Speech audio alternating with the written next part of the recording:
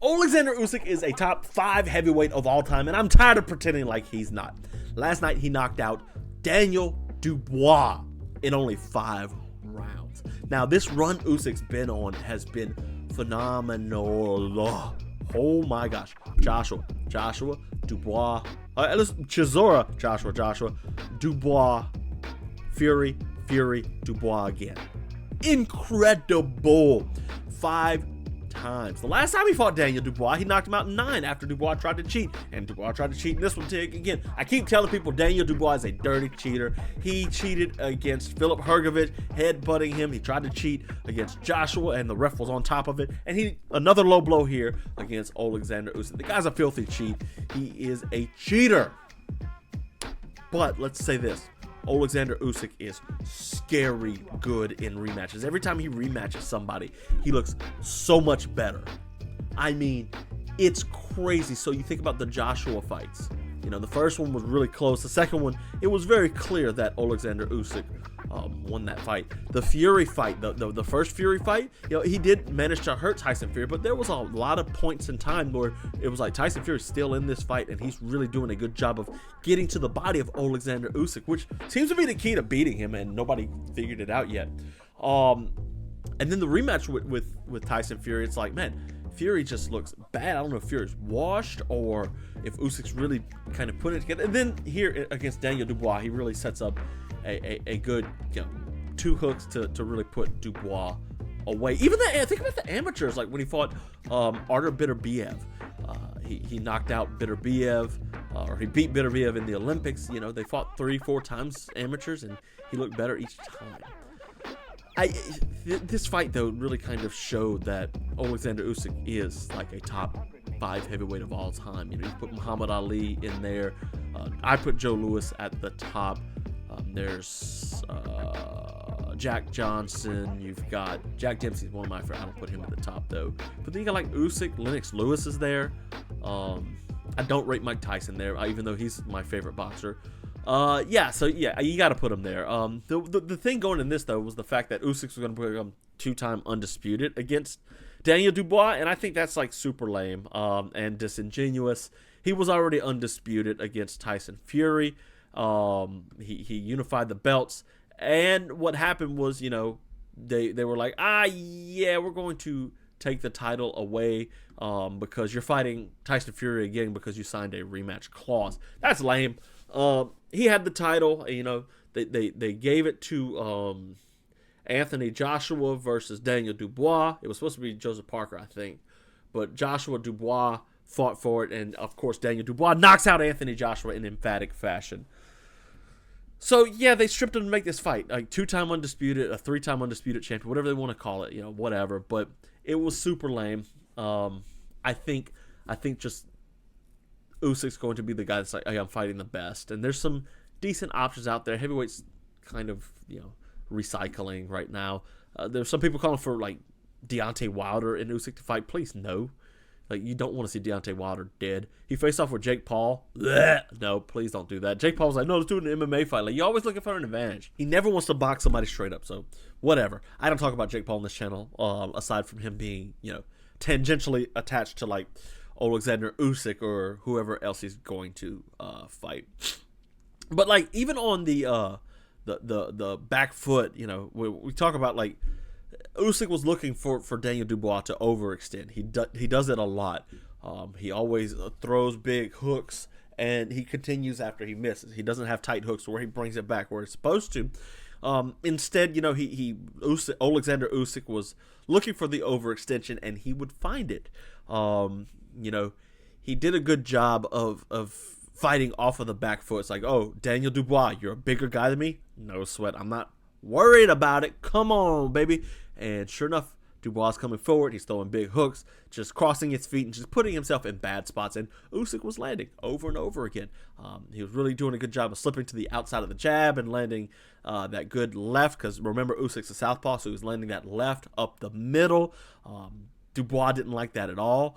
And, you know, he was just making sure to land on Dubois. And every time Dubois gets hit, he gets a hair bit more wild and desperate. And we saw that with Joshua. He knocked Joshua down, then Joshua really kind of rocked him. And Dubois, he wings a big right over the top. And you're like, okay. And he puts Joshua down. But you see Dubois when he gets in these bad spots, he puts himself in worse spots. It kind of escalates from there. Even on the back foot, like Usyk was just walking him on to big punches. So round 5 comes around, and Daniel Dubois knows he has to go for broke. Just what Oleksandr Usyk wants, Usyk's running away with this fight. He doesn't really have a shot at landing clean on him again. He already hit him low once, and Usyk's like, come on, bring it up. Like the whole lead up to the fight, Usyk was, or much was made about the first fight, I should say, where Usyk got hit low. So Usyk was shifting to the outside. Dubois was winging a punch, and then a huge just left hand, or it might have been a right, but regardless, a huge punch to put down. He put him down. It's just incredible how good Usyk is, because it was clear that was his plan the whole time, was to catch Daniel Dubois overextending, and Oleksandr Usyk managed to knock him down, just rack him up, knock him down. He's doing it to everybody. A lot of people are like, oh, his power doesn't translate, but really, he's knocked out Dubois twice, and Dubois' chin's probably not the best, and Tyson Fury has a really good chin. Joshua, not so much, but Joshua's kind of a tricky fighter, especially for somebody like Usyk. Joshua's just big and athletic. I'll have to go into that. He's big, he's athletic. So Usyk needs to make sure he's fighting, and he's wanting to fight. And after this, he's talked about I want to take time off. Who do you want next? He's like, I want to take time off with my family, And I get it. His country's at war, and he's just 38 years old, which is incredible, how great he is and how long he's been this great. But he is still 38 years old. He hasn't cleared out heavyweight though. There's some fighters there that are really good, and I don't know if they will give Usyk problems, but it would be interesting names to add to his resume. Turki Al-Ashish was like, I want to see Moses Atuma. You can have that. I want to see Joseph Parker. I mean, let's give Joseph Parker his flowers. He beat Zhilei Zhang. Actually, fellas, let's go over and take a look at Joseph Parker's resume right here. I mean, this run has been really good. So, where are we at? The KO to Joe Joyce, and that kind of is what Joseph Parker's done. But then he starts rallying off Jack Massey, Opalu, Simon King, and then it starts to get good here. Riyadh season, he fights Deontay Wilder, beats him, knocks down Wilder in that fight. Zhilei Zhang, the interim champion, beats him. Martin Bakole beats him, and that was a short notice fight too. Bakole's 310 pounds to 267, a 50-pound swing nearly. Joseph Parker's done some things, and I don't think he beats Usyk. I don't even think he comes close to Oleksandr Usyk, but I think it's a good fight, and it's one that Usyk could build his resume on. There's Agit Kabayel. Agit Kabayel hits the body really well. He had a really good fight in his last one. I think it was Zhilei Zhang, actually. Let's see. Agit Kabayel. I think it was Zhang Zhilei. You can fight Zhang Zhilei if you want. Yeah. Zhang Zhilei, he beat. Just kind of paced him. And he hits the body a lot. And when I say a lot, I don't mean he throws and he ends combinations every now and then. But no, his primary attack is hitting the body. So, I would like to see that. And one more fight I'd like to see was him versus Bitterbiev as professionals, but as cruiserweight. Titles don't have to be on the line. The two guys that have great amateur history.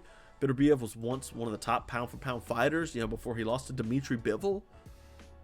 I run it back one time in the pros at cruiserweight. Bitterbiev's a light heavyweight, go up. Usyk's a heavyweight, go down. A little weight cut. One final fight, right, guys? That's the one I want, just for legacy's sake. But I think it's safe to say, Oleksandr Usyk's not going to be around for forever. He's 38 years old, and I mean, power's the last thing to go, but he's not a power hitter. He's a speed guy, and you got to be on top of things.